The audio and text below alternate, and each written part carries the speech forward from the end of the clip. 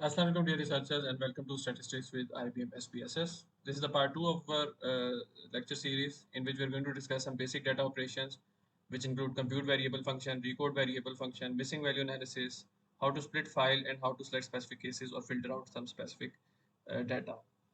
So we are going to continue working on our user perception of solar panel questionnaire.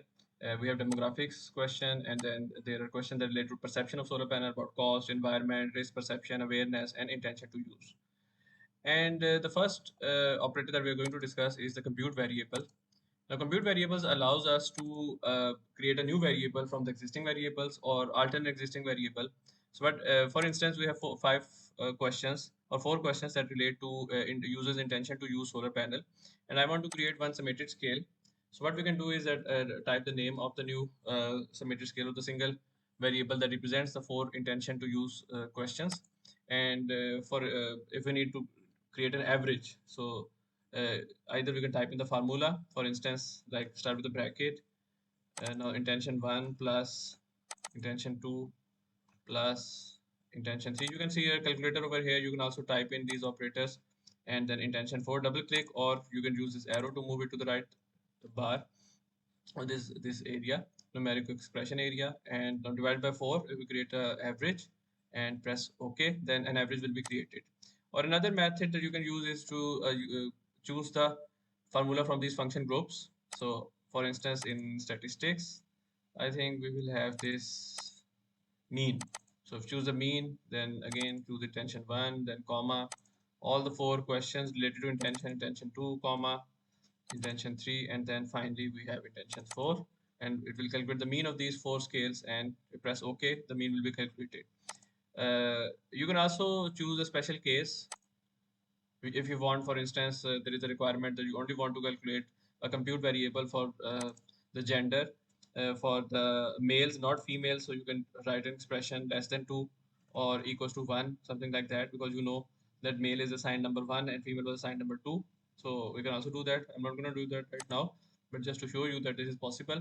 And now press OK, and this variable view. In the variable view, you can see that we have a new variable called intention. This is was the previous variable. Let me delete it. And now this new variable represents the average scores of these four questions. The next data operator that we're going to discuss is the recode. Recode into same variable or recode into different variable. Most of the time we'll use the option recode into different variable. It allows us to do multiple operations. For example, we can change a specific value for an existing variable, such that change a continuous variable into categories, or we can combine or merge multiple variables, or we can reverse code it a variable. For instance, if we have an active coding variables, we can change the values. So I will do it for first example. I'm going to change this age, which was a continuous variable, into a categorical variable. So we have to define old and new values. So age, as we know that we have range from 18 to 60s or 64 something. So what we can do is that we can define different ranges. First of all, I would say that if we have anything that is less than 30, then assign the value 1. Add that variable, then give it a range. If we have something between 31 to 40, then assign the number 2. Add that.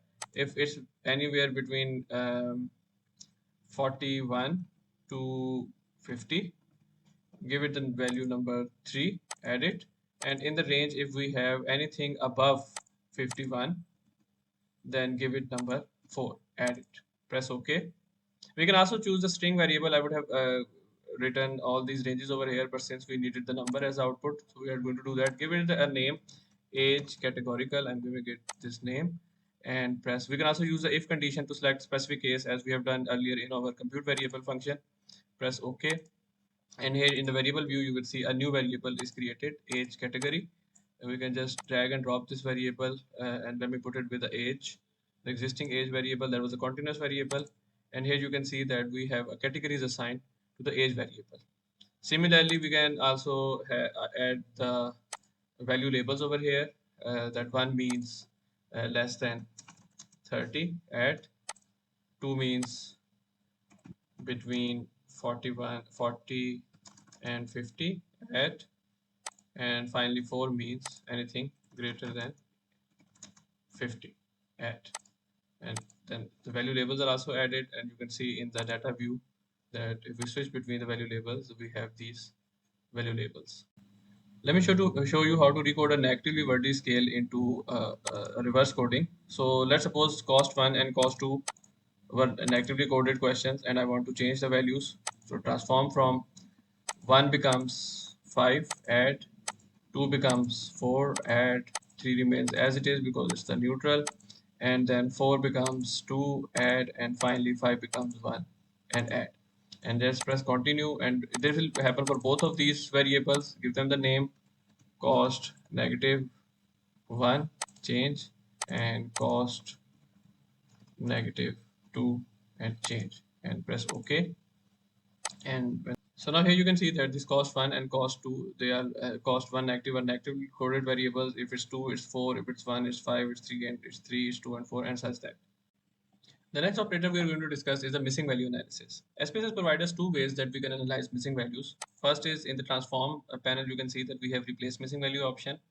And in the analyze, we have also missing value analysis. The missing value analysis would actually give us an information about either our missing value is at random, or if there is some actually trend in the missing value that such that one variable is affecting the other missing values. For instance, a specific group does not decide does not respond to a specific question, so that we can say that this missing value is actually influenced by some other value. So for right now, at the basic level, I'm going to just discuss this replace missing value option. In case we have missing values, and I will show you in the descriptives that we can see those missing values, we can always use some kind of method to replace that missing values in a particular series. Series actually means that, for instance, this is one of the series that we have for one question, another series, and we can also see that we have some missing values over here. For instance, in a BNS3 we have a missing value. If I can quickly run a descriptive analysis using the frequencies, and I'm going to only choose this awareness 3 as my target variable and press OK, then you can see, in fact, not in descriptive, in frequencies. Yes, okay. So you can see that one value is missing over here, right? So this one missing value can easily be replaced.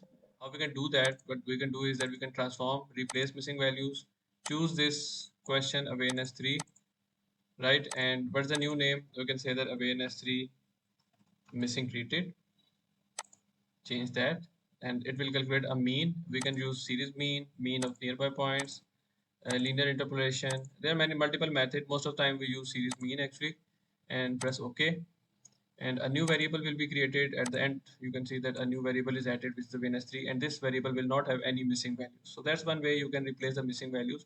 Specifically, we do it for the questions that are related to our frameworks. We do not do it for the demographics because these are actually categorical variables most of the time, and you cannot actually replace it by any kind of means. It does not make any sense. So if we have a continuous variables, we can only use this option in that scenario. Another useful data operator is to split the file.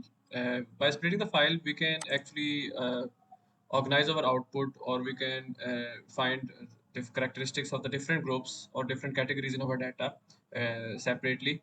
So for instance, I want to divide my this analysis by type of residency. So I know we have urban and we have rural uh, data set. So I'm divided by residency, and after that, if I analyze, for example, descriptive, to see that how many males and females we have, and which age categories do we have, and how much solar is installed in urban and rural.